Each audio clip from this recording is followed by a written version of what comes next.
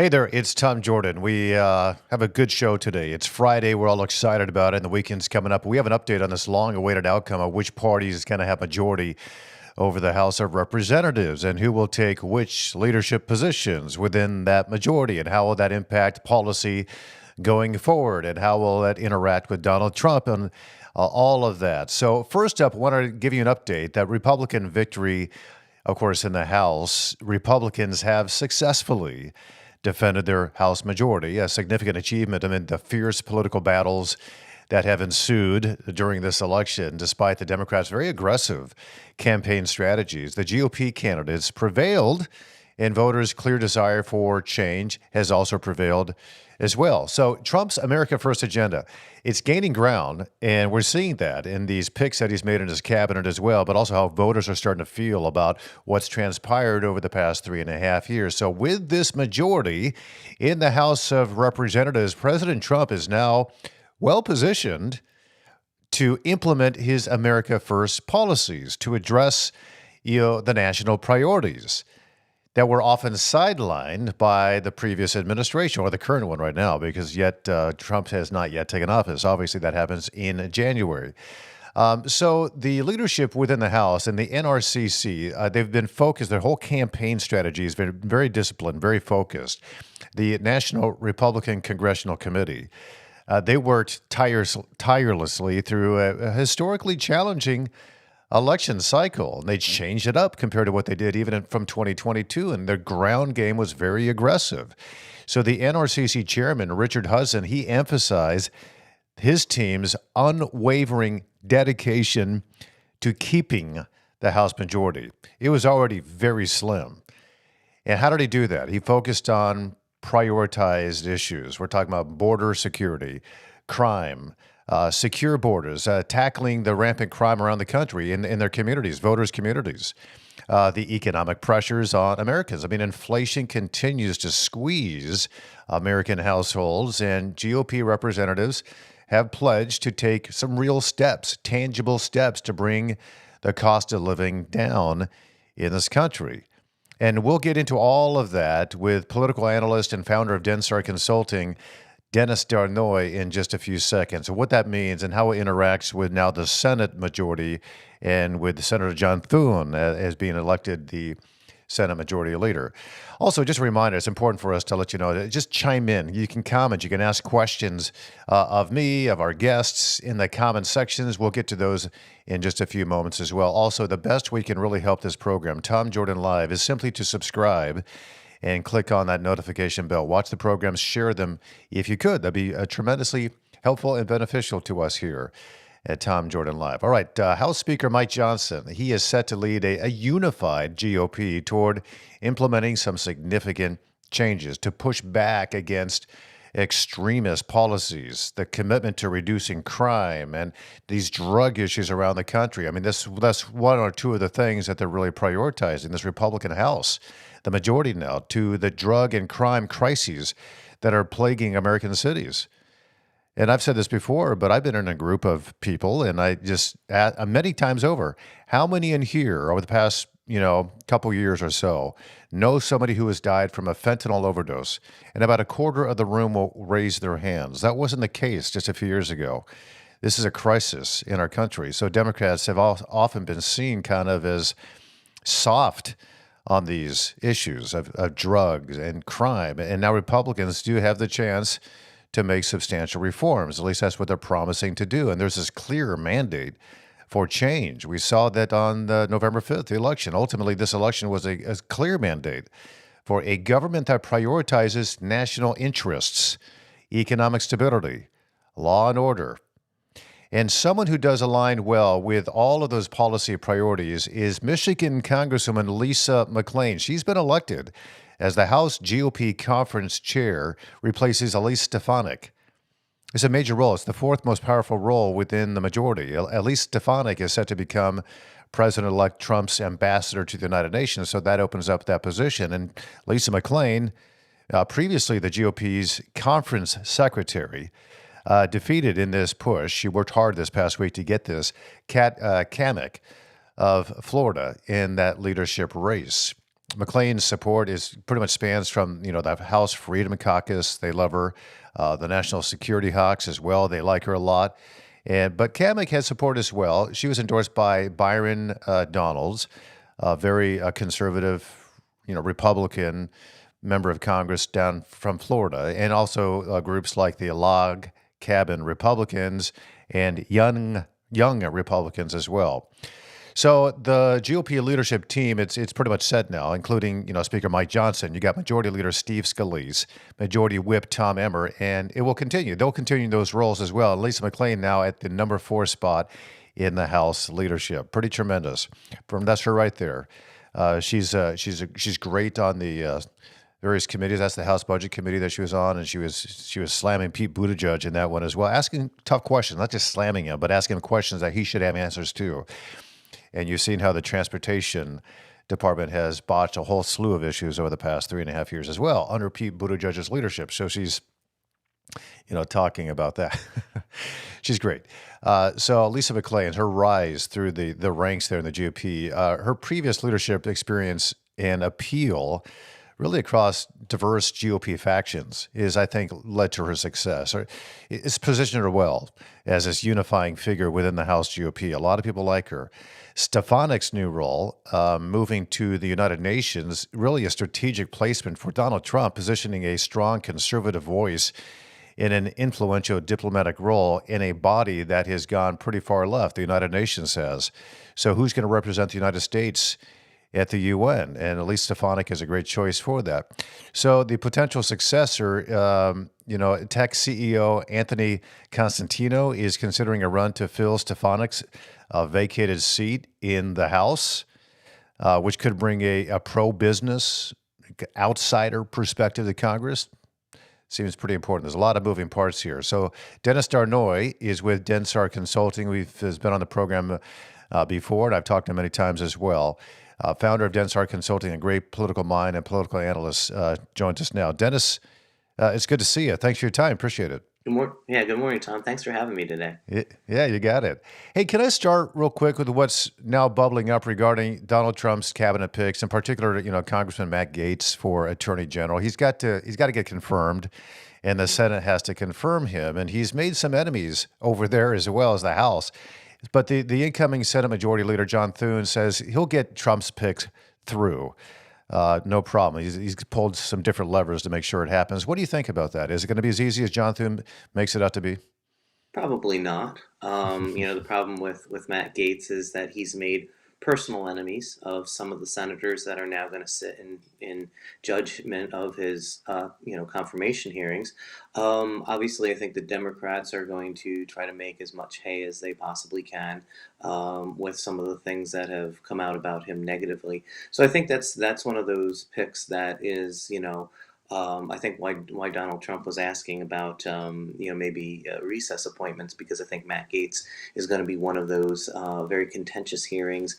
He's already starting to work the Hill. He's already starting to go over to the senators who are going to sit in judgment of his confirmation hearings and start to talk to them and try to kind of allay some of the fears that they might have of him. So probably Matt Gaetz will not be the easiest of the nominees to confirm. But I do think that John Thune is going to work, very well and very closely with the Trump presidency and with the Trump administration. So, there'll be some bumps along the way. Senators are going to want to show their independence. And that they're not just a rubber stamp, and I think maybe the Matt Gaetz nomination gives them that opportunity to kind of show that independence. Right, and he's been a whole slew of personal attacks, and he's had personal attacks against him as well. In fact, now that he's stepped down immediately from the House, I kind of wonder what happens to this inquiry into him and these accusations against him if they're going to continue. Certainly, they'll be brought up, I think, in the confirmation process. Don't you think? Yeah, no, but I mean, in theory, right, now that he has resigned as a member of Congress, the ethics committee should stop the investigation, and it just is, it's done because he's no longer a member of Congress. What you're seeing now is people, who are opposed to him saying, no, we want the report to be released. We want all this information. You have Democratic senators saying we would like to have this as we look to confirm him, for his position. So, again, in theory, the way it should work is because he's he's resigned, he's no longer a member of Congress. Yeah. The investigation stops. Now, whether or not we see that come back, whether someone leaks something or plays some games with that, we'll see. But again, in theory, that investigation should stop because he's no longer a member of Congress. Yeah. But his role, I mean, I actually kind of like his hawkish approach. I mean, he's bombastic's not the right word. He's very committed to his cause, and you get someone like that in the Department of Justice as Attorney General, and I've talked to other, and you have as well. You understand how deep this ideology now has kind of permeated the Department of Justice and the FBI. You got like 10 layers deep of these attorneys in place who want to advance, regardless of who's sitting in the White House, their particular, trajectory, their progression as a department in general. And it's going to take somebody who is committed to rooting out, you might call it the corruption. And the lawfare is a big part of, I think, why Donald Trump appointed Matt Gaetz as Attorney General. So can you describe that process? What's it going to look like? Because this is the deal. Lawfare has been, I say objectively, it's been politicized. The Department of Justice has over the past several years. And so it's going to take a guy like that, don't you think, to kind of root out that, if that doesn't indeed exist? Well, I think you see in the Trump nominations for a lot of these cabinet positions the idea that we're going to go in and we're going to change things up. It's not going to be doing the things that have been done in the past. And what we saw leading into the presidential election, right, was that the large majority of people believed that the investigations into Trump were exactly that it was, a persecution. We talked about it as a political persecution, not a prosecution. And so, the people, when they voted for Donald Trump, they understood what he was talking about when he said, I have a team in place. We're going to go in there. It's referred to, colloquially as the deep state, and that we are going to look to reduce the size and the power of the federal bureaucracy. And I'm going to appoint people who aren't going to go in with a prearranged relationship or pre-established relationship with these individuals. They're going to go in. They're going to say, how can I make government more efficient? How can I reduce the role of some of these people who, as you've mentioned, they're there regardless of which party controls the presidency. In some situations, that's good. You want institutional knowledge. You want people who have, had multiple experiences across multiple administrations. But what you don't want is you don't want people using that knowledge to pursue a personal agenda as opposed to what the individual who is running the country and who is elected to run the country is moving. So again, when you look at Matt Gaetz, you look at someone who's going to go in and he's going to, as Attorney General, take a good look at where things are breaking down. He's going to look and say, again, we saw it whether it was FEMA, whether it's the Department of Justice. You can pick a number of departments where individuals pursued a path that was more aligned with their personal ideologically as opposed to what their role and responsibility is. And I think sometimes when you stay in Washington for 8 and 10 years and multiple administrations, you tend to think of yourself as being the public servant when really all you are is a civil servant responding to the desires and the needs and what the president, whomever he is at the time, wants. So again, you see this with all the Trump nominations that he campaigned on. I'm going to go to DC and we're going to root out the excess, the reduce the bureaucratic layers, and the people that I'm going to appoint to those positions are going to do that. And again, Matt Gaetz fits that bill very, very well. Yeah, and you're right. The Department of Justice is one of many that seem pretty partisan. You brought up FEMA, and it was astounding to see how they responded to this hurricane, and from Florida all the way to North Carolina, and how they were not FEMA specifically. People from within ordering others not to provide aid if somebody had a Donald Trump sign in their front yard. And then that wouldn't have come out with the legacy media. In fact, it didn't. It came out through social media. And it was very disheartening, but it just is emblematic of how deep the rot is in these various agencies and how partisan it has become. So certainly I hope that this is a different iteration of the 2016 victory where you had the House and the Senate and then the Oval Office going Republican, but there was a lot of division within that party. Do you think, Donald, can you compare and contrast 2024 to 2016 in terms of, Donald Trump's lessons learned and who he picks to be in his cabinet and now what this current iteration of the leadership within the House and the Senate looks like? Like, are they more cooperative with Donald Trump's agenda than they were back in 2016, 2017?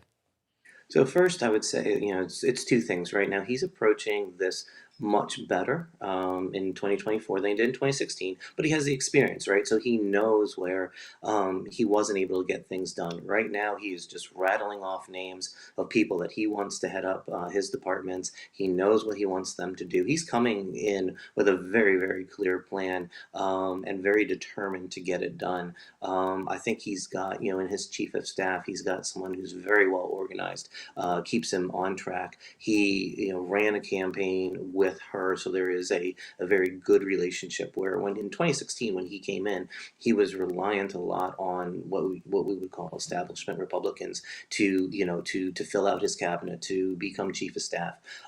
They may have been with him towards the tail end of the 2016 campaign, but certainly were opposed to him during the primary. Everyone who's coming in right now are people who have been with him for the past 2 years, or people he knows, who are people who were very supportive to him throughout all of it, whether it was the impeachment hearings that he faced, whether it was some of the issues that he faced currently on the campaign trail. So from that standpoint, he is coming in with a clear plan, and it's almost check off the boxes. Okay, on this day we're nominating this person, on this day this person, and he's told you when he says, I don't want Nikki Haley, I don't want Mike Pompeo. He's telling you exactly the type of individuals that he is not looking to have in his administration. And again, if Nikki Haley, Mike Pompeo, two people who served in his administration in 2016.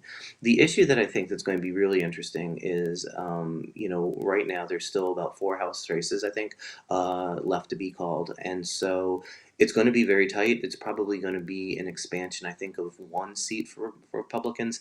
Probably around 222 to 213, I think, is what it will end up be, which, like I said, is one seat more. But the issue that he's going to face is he's already taken two members of the House, Republican members of the House, and added them to the administration. As we already said, Matt Gaetz has stepped down from Congress. So those are three Republican seats that you are losing. There's going to be friction in the House, and you and I have talked about this before. One of the biggest concerns that I have is about national debt, and I think there are members in Congress who are equally concerned about the expansion of the national debt. So, again, this House is going to have to, there's appropriation bills, there's going to be the debt ceiling, there are going to be all those issues, and you are going to have members of the Republican Party who are not favorable to Donald Trump. Before, what Mike Johnson was able to do, because it was a Democrat who was president, he was able to go over to Democrats and say, hey, we need to pass this legislation, I'll provide you 30 votes, you guys help me get it over the line, you give President Biden a win, et cetera, et cetera. The environment now is different because Democrats are going to sit back.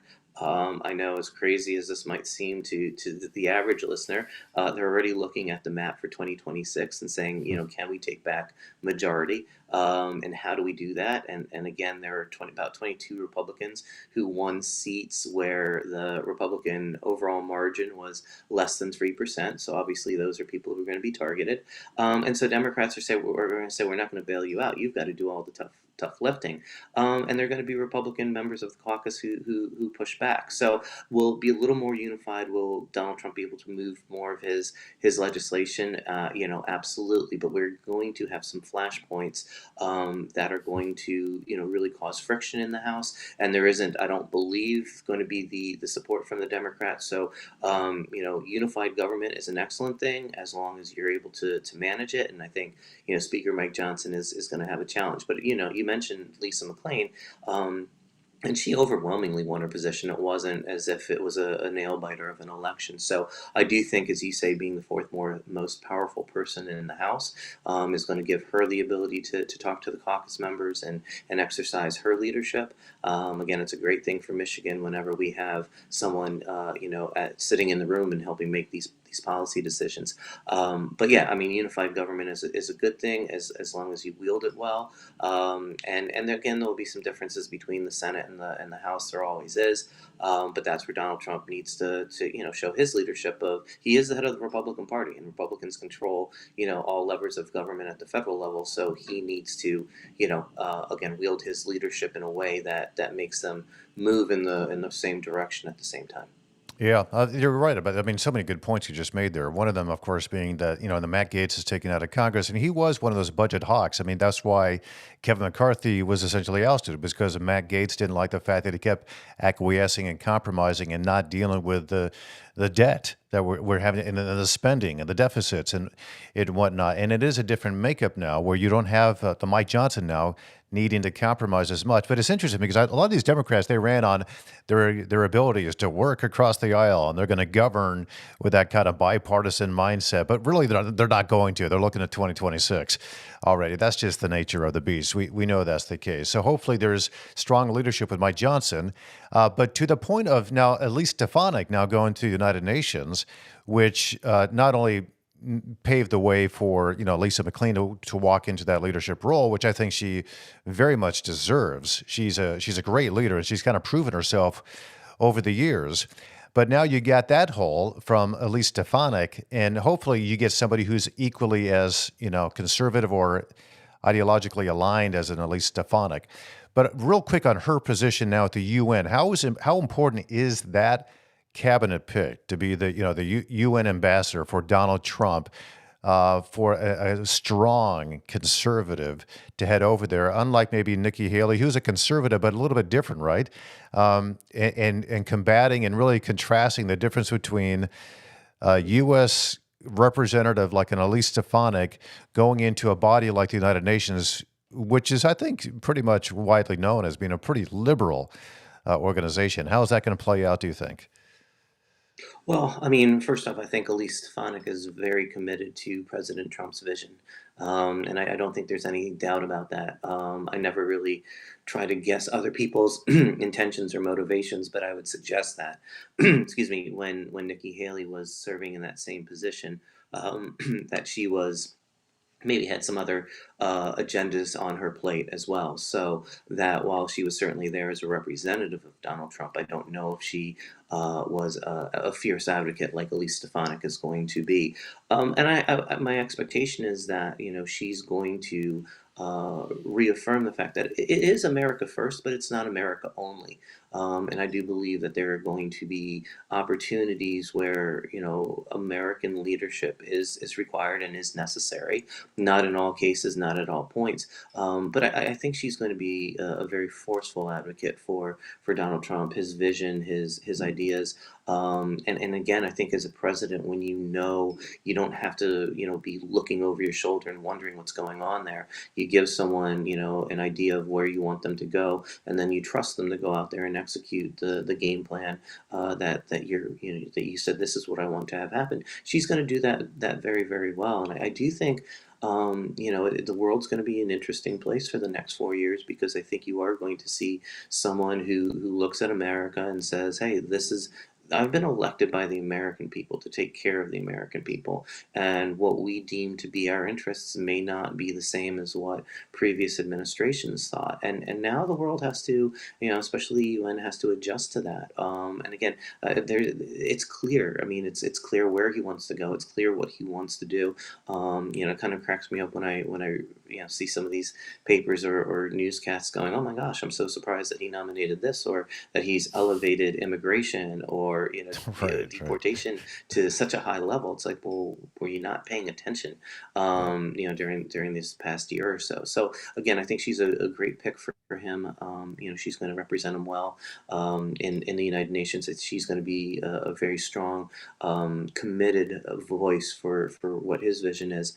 And yeah, so again, when you look at his picks for all of these positions, they reflect a belief in what it is that he wants to do, that what he wants to accomplish, what he campaigned on, and many would argue what he has a mandate to go and do. So again, it's nice when you don't have to talk over your UN pick when you're speaking from the same hymnal, if you will. And so again, it's a good pick for him that he chose wisely, from his viewpoint, from his team's viewpoint. And again, I think you're going to hear a very strong America first, communication points coming across. Like I said, I hope it's not just America first. I mean, it's America first, but not America only. There is room for, for working with people in other countries where interests align. And it's not just, we're going to turn our back to everyone and everything. But that being said, we are going to look and say, how does this benefit Americans first? And then let's move forward from there, as opposed to let's take care of other people and then figure out how we're going to pay for it, even if right now we don't see a benefit to it. I do wonder when you talk about, America first, but not America only. And I actually believe that's what Donald Trump means when he says America first. We got to prioritize our citizens before, the citizens of the world, but we'll also reach out. But I wonder how these foreign leaders are reacting. I know how some of them are, but I do know that, like, for example, Israel is ecstatic. Not just Benjamin Netanyahu, but the majority of the Israelis who live there, they love Donald Trump. I think it's like 75% of the Israelis there support him and wanted him to be president. They loved him back in his first term, what he was able to accomplish over there in the Middle East. But there's that famous photograph with Angela Merkel, who at the time was in charge of Germany, the prime minister of Germany. And she's leaning on the desk when all these foreign leaders are surrounding, and Donald Trump's sitting there, and they're just staring confrontationally into Donald Trump's eyes, and they're all opposed to Donald Trump. Do you think that's the sense we're still going to have as he goes overseas for these various, G7 summits and the like, or will it be a bit different this go around? Do you think? I think it's going to be a bit different because in 2016, during his first term, they didn't really know the man. They didn't, he didn't come from the political class. He was a business person. He was, a television personality. So they didn't know how to deal with him. They didn't know what to think. Now he's a little bit more defined. And again, I think in his first term, he was trying to find himself in terms of, how he wanted to advocate.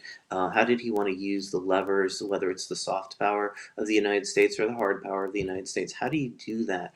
And I think some of these foreign leaders were, very dismissive of him, and thought that, well, I've been around, I made my way up slowly, through the ranks of, in Angela Merkel's case, the levers of German government, and did the traditional steps forward. Here's this guy who just came in, and the first race he's ever won was for president. So again, I don't think they knew how to deal with him. I think foreign leaders now, again, that was one of the really good things about this election is it wasn't close. It wasn't, gosh, where are the American people? Are they, coming down halfway for him, or whatever? It was a clear and decisive victory. And when you look at the map, you see the coasts in blue and Colorado and New Mexico, but everyone else, was red. And so that sends a clear message to, foreign leaders. Hey, this guy, our president, is speaking for us. This is what we want him to pursue. This is what we elected him to do. So there's no doubt about, where America stands. They firmly stood behind Donald Trump on November 5th. The Senate's Republican, the House is Republican. I mean, there should be no doubt in foreign leaders' minds what the mindset, what the mood is of the American people. So now, as he goes in and negotiates whatever deals, whatever summits he attends, everyone should know, the foreign leader should know that he is speaking for America. And so again, I think it'll be a little bit different. I think he's going to come in a little bit more confident in his knowledge of how to use the levers of government, how to use the power of the presidency, which he didn't have. And again, I think it's a benefit of being elected for the second time, is having that previous experience. And again, he was able to, in that 4-year period, it's not as if he disappeared. It's not as if he left the political stage. He stayed engaged as much as he could legally, as former president, and so he's not coming into it going, gosh, I wonder what's going on in Israel. I wonder what's going on in Russia and Ukraine. He's been talking to people who were in the government, who are outside the government. So he is. It's again, it's not a gap. It's not a 4-year gap in knowledge. This is almost. His ninth year, if you will, of being on the world stage and understanding the world issues. So again, I'd be incredibly surprised if there is a foreign leader out there that sees a weakened Donald Trump and is going to, somehow try to show him up, or to try to push him into a position. I think, again, I think he's very, very clear in what he wants to accomplish in the next 4 years, and especially the next 2 years, when you know that you have complete control over the government, and you don't know what's going to happen in 2 years. Again, traditionally presidents lose seats in Congress, lose seats in the House, in the midterm elections. So again, if you're a Republican right now, you're saying we've got 2 years to enact, the majority of our agenda, and then we'll see where or what we need to fill in those following 2 years. Yeah, and no doubt the Democrats right now are already drawing up their messaging points to make sure they try to get at least the House back next go around. So it's, I think, incumbent upon the Republicans to do so much work in these first 2 years until the next congressional election that they, it's kind of like what they say. They said, flood the vote or whatever they said this time around, make it so convincing that they're the right party at this moment in time that they do win back the House again and the Senate in a couple of years. And I also imagine you spoke of the foreign leadership perspective of Donald Trump nowadays compared to in 2016, 2017, and I do think that he's earned his stripes in terms of he's proving that he is a leader, and I imagine it mirrors what's happened in this country in terms of the foreign perspective of Donald Trump. Donald Trump has now been able to coalesce a bunch of people, a lot of leadership positions that used to be staunchly opposed to Donald Trump. You might even call them never Trumpers, but now he's got them, some of them, in his cabinet right now. He used to be staunchly, and one of them's a vice president with him. So I imagine that mirrors what's happening overseas to at least some degree as well. I want you to get into Lisa McClain. She's been very interesting to me. And of course, we've all talked on a number of occasions about a wide range of issues, but she's still relatively young in her congressional career. I remember when she was first elected a few years back, but she's had this, you might say, meteoric rise in the House of Representatives, where suddenly she is the fourth strongest member, if you will, of the House of Representatives, and it's a strong leadership position she has. What is it about her? Do you think that? I mean, she's been a border hawk. She's an economy hawk. A debt deficit type of individual. She cares very much about law and order. But so do a number of other people. What made her so more attractive for this leadership position than others? Again, I think it's her communication skills. I mean, when you look at someone like, quickly, if we look at someone like J.D. Vance, he was able to articulate very, very well what the MAGA principles were. I mean, and in some cases, he did it a little bit better than Donald Trump. I think Lisa McClain is, one of those individuals who can go and talk to all members of the caucus, regardless of their viewpoint, and make very convincing arguments as to, this is where the House is going to go. This is where Republicans are going to go. Again, she's from an area in Michigan that you can't be too much one way or the other, right? We talk about Reagan Democrats in Macomb and Trump Democrats in Macomb, who may ideologically line up one way, but they understand you know who's going to help them improve their quality of life, and so again, I think she comes from a district where she can't be too much of one thing, but obviously she's very passionate, she's very knowledgeable about the conservative ideals that she holds closely. So there are some people who disagree, and they come across as disagreeable. I think she is one of those individuals who can hold an opposing opinion from you and have a conversation, a productive conversation that, again, maybe you don't necessarily agree, but she's able to articulate and advocate for the positions that she holds very closely, and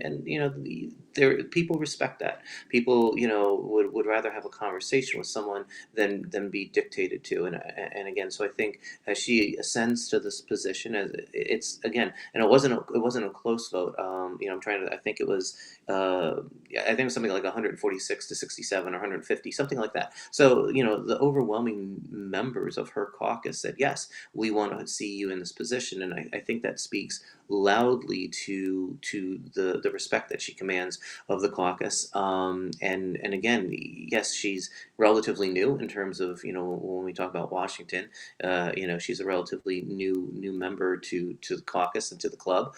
But again, she speaks in such a way that it garners respect. And again, someone like Elena Stefanik, right? I mean, you knew exactly where she stood. It wasn't as if she was trying to play both sides of the aisle and looking to compromise here or whatever. She is conservative, and she's been an outspoken supporter of Donald Trump. And yet she ascended to that position because of her very again, strong, articulate enunciation of conservative values. So I think Lisa McLean falls in that mold, and is somebody who, again, is young in her political career, and probably, you don't, you wouldn't expect this to be the last leadership role that she seeks out, and obviously in this case obtains. So again, I think it's being able to enunciate clearly, with passion, with conviction, conservative principles that you believe and that you hold, and everyone can look at her and understand how sincere she is,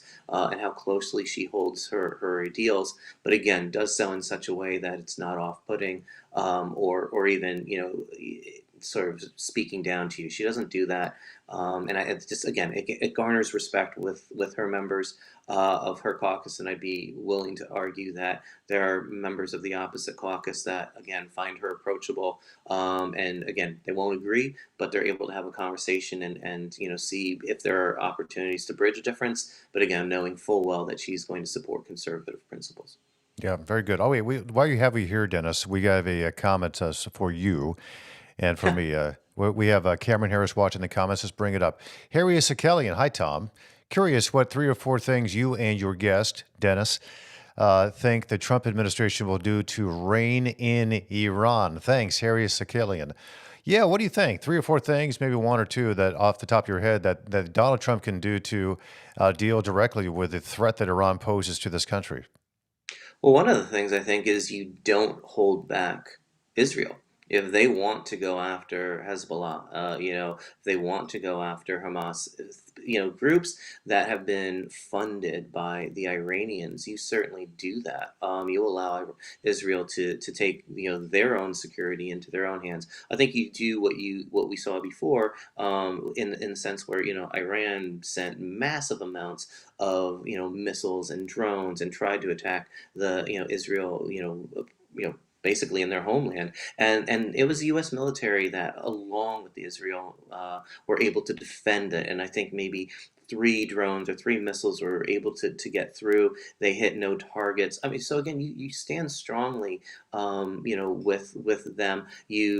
I do think that, you have to try and find, where you can get coalitions. And what I mean by that is, we were asking Qatar, to expel Hamas, to not house Hamas, inside their borders. It took for a long, long period of time, but it was after the election, after Donald Trump was elected, that Qatar decided, okay, we will no longer keep them in our borders. I think you can go to countries in the Middle East and say, look, if you're going to support them, you're going to have issues with us. It doesn't mean military issues, but we stand strongly behind Israel, who says this is our number one, enemy, and they're using these proxies to attack us, and we have to call it out and say, look, whether it's this group or this group, at the end of the day, they're receiving their funding and money from Iran. And if they continue to do this, we're going to take a much harder line against you. And I do think, to be perfectly honest, I think Iran's weaknesses were kind of exposed. And I think it's the man behind the curtain where, I mean, you saw Israel go in and attack a secret nuclear site in Iran. So, I mean, and I think that's one of those things where you do that and then you look across the table and say, we know where you are. So is this really something you want to continue to do? Yeah, yeah, and that's the national security because it benefits, of course, Israel, but also benefits the United States because probably the number 2 enemy of Iran is the United States. So all of these things Mhm. end up impacting us positively as well. Final question here: when you look at all the things that Donald Trump ran on, a lot of these conservatives in the House that won their seats as well, and they were prioritizing the economy, they were prioritizing the border, and they were prioritizing. A crime, security and those types of issues, law and order. So, what needs to happen in the first, I guess, 100 days of Donald Trump's presidency, and maybe the first 2 years of these, members of the House who won their seats, in order to convince the American people that they've done their job and they're on their way to righting the ship, so to speak? I see it broken down into two areas. The things that Donald Trump can do without Congress. So, executive order kind of things, the executive department. So when you're talking about something like, immigration cracking down and deportation, things of that nature, tariffs, things of that nature, those are the things that the administration can do on their own. And I believe, in the first 100 days, you need to execute on that agenda, the things that you promised. They're obviously things that the Biden administration did by executive order, which then the Trump administration can go on and remove just simply by executive order. So I do think you have that. So that part of the equation, the things that Donald Trump and his administration can control specifically without the need of congressional oversight or involvement. Then you have the second things, and those are the ones that are going to require congressional buy-in, and those are going to be things like the budget. There are a number of things. So I always focus on the economic side of things, but so I think like for an example, the department that Elon Musk and Vivek are going to head up. I don't know how much they can do independent of Congress, but what I'm really, really hopeful is that they will go in, they will find these things that are just, programs that are no longer needed, they're, or wasteful, or whatever the case may be, and that information will then inform Donald Trump's budget, his administration's budget. And they go to Congress and they say, look, this is my budget for this year. We need to cut here. We need to cut here. We need to slash this. We can remove this. And then really work, again, the Republicans in the House and the Republicans in the Senate to say, we were elected based upon an economic message that said, we are going to reduce the size and scope of government. Our job is to make it more efficient, not make it larger. This would give us money that we can now then go and pay for the tax cuts that he has promised. So I think, again, I would break it down. If I'm in the administration, I break it down in two areas: the things that we can go and do on our own unilaterally, align them with the campaign promises, and straight from the gate on day one, start to do that, and then find the areas that you're going to need Congress to approve. Again, whether it's the tax cuts, whether it's the budget, whether expanding the scope of the border agencies, whatever it may be, and then work with them. So you're going down two tracks at the same time to deliver on the promises that you made to the American people and that they elected you on and gave you a majority in the House and the Senate. So that would kind of be how I would see the approach, and then you would be able to grade Donald Trump and his administration on two different things: the things that he was able to do on his own, and then to see how well the Congress, the House, and the Senate worked with him to pass the administration's goals. Yeah, well, I couldn't think of two better guys. When you talk about efficiency, I mean, Elon Musk and Vivek Ramaswamy, a couple billionaires who didn't become billionaires by operating the companies on an annual deficit. They had to make a profit and they had to run efficiently and effectively, and it ended up profiting everybody, including the people that use their products. So it's smart move, and they both have funny sounding names too, which is all the better for that. Dennis Darnoy, always appreciate your time. Founder of Densar Consulting, just sound insight into what's happening and what needs to happen in the next couple of years. Thank you, Dennis. Good to talk to you. Appreciate it. Thank you, Tom. Have a wonderful weekend. Take care. You too, and be safe out there as well. All right, want to get into a little bit about Senator John Thune, what he, the incoming Senate Majority Leader. He's emphasizing that all options are on the table to secure the confirmation for President-elect Donald Trump's cabinet picks, including the controversial nominee like Matt Gaetz for Attorney General. And while he expressed the importance of the Senate's constitutional advice and consent role, which is really what they're doing when they're nominating these picks for the president, John Thune warned against Democratic obstruction and said, listen, Republicans are going to ensure Donald Trump's team is confirmed to implement his agenda. It's his right, essentially, to move forward in the way he sees fit as the executive. And John Thune was acknowledging that there are challenges ahead, but he said, listen, the public's mandate for change following Trump's decisive electoral victory means we got to give in to what the public has voted Donald Trump to do. There is the Matt Gaetz issue, the nomination, the criticism out there. I like Matt Gaetz in terms of his policies. I don't know a whole lot about his personal life, and I know there's accusations everywhere. You can go to all these different members of the House and say, well, he did that, with a 17-year-old, or she did the same thing, and whatever. We don't know the truth, but it is true that his nomination has drawn some bipartisan criticism because of his controversial past and some of the unresolved allegations of misconduct. He denies all of these allegations. But the whole idea of recess appointments, this is fascinating because John Thune mentioned the possibility of these recess appointments if confirmation votes fail. But, he also noted there's a logistical challenge in doing that, in achieving that kind of a strategy. Recess appointments means that when the Senate is on recess, Donald Trump can kind of skirt the whole nomination process through the Senate and just install them without confirmation in the Senate, which if John Thune sees the Democrats are just obstructing here, it's not productive, then maybe he'll vote to do that, or he'll implement that kind of a strategy. There are, as I mentioned, some Republican divisions. The GOP senators like, Lisa Murkowski, she's voiced skepticism if Matt Gaetz was going to get through, and some others are questioning the seriousness of Donald Trump's choices. I think his cabinet picks are phenomenal. The one that surprised me the most was Pete Hegseth, the Weekend Fox and Friends co-host. And he's been in that kind of a role for many, many years. Now, that being said, he's incredibly adept at leadership. He's got a strong military background, and he understands the military very, very well, and war strategy and whatnot. I mean, he's exemplified that in, he's written books. He understands it, and that's one of the reasons why he's done, I think, so well with Fox News and with Fox Nation, because he's been an advocate for veterans in the military.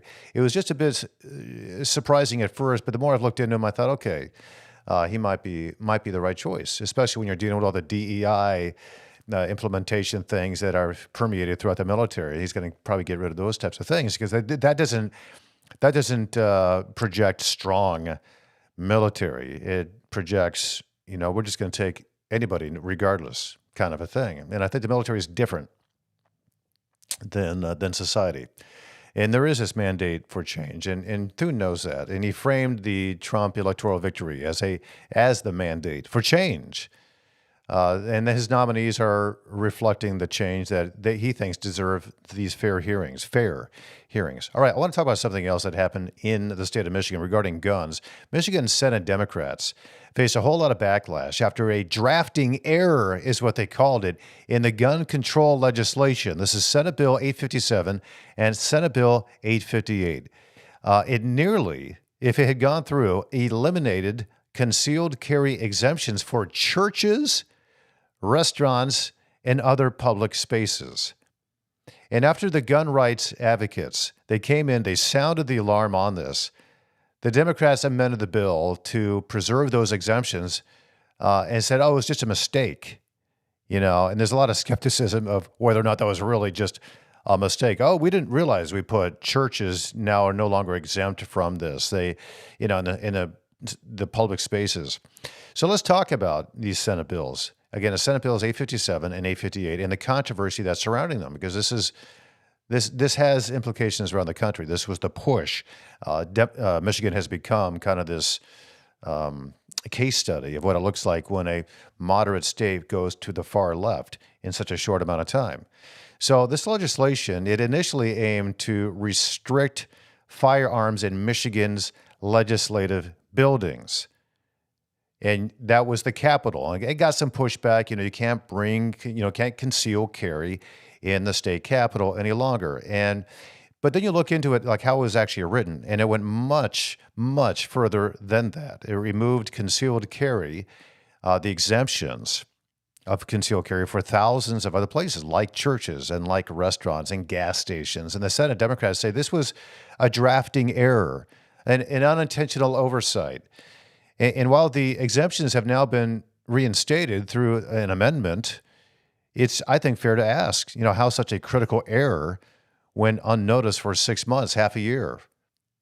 They hit it, is what they, in my opinion. So, but the concerns from gun rights advocates were pretty swift and pretty strong in this. these organizations, like there's the Great Lakes Gun Rights, they mobilized their members. They brought this issue to the surface, let it be known what was really in this. And lawmakers received a flood of calls, and this is why, and emails. It's why it's so important for you to contact your representatives in state government or whatever it is. If it's the federal government as well, give them a call and flood them. And people weren't just upset about this. They were very concerned and very worried about what was happening here because the initial language of the bill would have left many law-abiding concealed pistol license holders unable to legally carry in places where they've been allowed to for years. And for some, that's just not about rights. It's about personal safety. Where concealed carry is happening, those are typically pretty safe spaces. And to take that away makes people more vulnerable. And the Democrats were insisting that, the broader removal of exemptions was never their intent. And they've amended the bill to make that clear after, months of phone calls and floods of people and emails and saying, stop this, take this out. Oh, that was not our intent. But even if we take them at their word, that situation underscores how important it is for lawmakers to carefully consider the impact of their proposals. When it comes to something as fundamental as the right to self-defense, there's no room for errors, intentional or not. This is a big deal. The amended bills that is still aimed to ban concealed carry in legislative buildings, and that remains a point of contention in and of itself. Critics are arguing that it disarms law-abiding citizens while doing little to deter criminals. If you're a criminal and you want to kill a bunch of people, you're going to go into that building with a gun, and you know what I mean? So the concealed carry for a law-abiding citizen is pretty important. And this is Lansing. This is the state capital of Michigan. One of Michigan's most violent cities, by the way. That's Lansing. And it's a valid concern if you can't carry in Lansing, one of the state's most violent cities. And the security measures in legislative buildings in one of the state's most violent cities might protect lawmakers, but what about the people they serve? Shouldn't they have the same right to safety? So it's a debate. It's also, bringing up the need for transparency. Michigan, by the way, probably the least transparent state in the country. And a lot of these things just slip on through without the public even being aware that these things, just be honest, most people don't read the entirety of a bill. They're depending on their legislative leaders telling them what's in it, or particularly journalists who don't read them either. And even if they had, they wouldn't be honest about it. Maybe it would support that being snuck in there and tucked away out of sight. You got to have accountability in the legislative process. And thankfully, this was brought up, and it was a grassroots effort to bring it up. Whether this was truly an error or not, it's clear that the people of Michigan will stand up to protect their rights. And that's exactly what happened in this case. So as now the legislation moves to the Senate floor, the conversation is far from over. It's a reminder that we all have a role to play in shaping the policies and make sure that our voices are heard and that our rights are protected. And that includes the right to carry, the right to defend yourself, the Second Amendment, which no state can get rid of because that's where the federal government can come and say, listen, you as a state, you're infringing on the God-given rights of every individual in these United States of America. All right, the couple headlines there I just want to bring to your attention. We have time for a couple of comments here. Let's bring up one, and then we'll have to say goodbye for the weekend. Let you have an early weekend. The engineer, Tom, there was a 0% chance that was a mistake. I'm with you, the engineer. There's no way it was a mistake. 6 months, it went ignored. It was in there. I mean, how many people had gone over that? They got all these hawks in there that are, scouring each bill that is written, make sure it's written just correctly. There's a whole bunch of staff. They knew exactly what was in there. And we gave them the benefit of the doubt to make an argument here. Even if they thought it was an error, they didn't realize that somehow this verbiage all came together to take away the rights of churches and libraries and gas stations to not be able to have concealed carry. Yeah, I'm not buying it either. But the point is that the whole idea is, I think, fraught with constitutional violations. You should be able to conceal carry even in a legislative building. Maybe a court is a different situation. Let's take one more before we say goodbye. Let's bring it up. Cameron's looking at it. It is Annie. Great topic. Thank you for bringing this to our attention. please keep going over recent legislation. Thank you, Annie. We will. And I really appreciate that comment also, because there's a lot of legislation that is just being buried and rushed through, and the media isn't covering it. So we try here, we have this week on a number of issues, try to cover the legislation that in this lame duck in Michigan and other states, look around, they're trying to jam through before they're stripped of their power come January.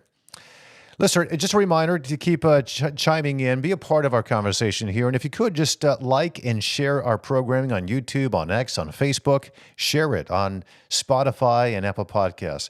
Very much appreciate your time. Thanks for joining us this week. We're back on Monday with another great episode of Tom Jordan Live. Have a fantastic weekend, and God bless you.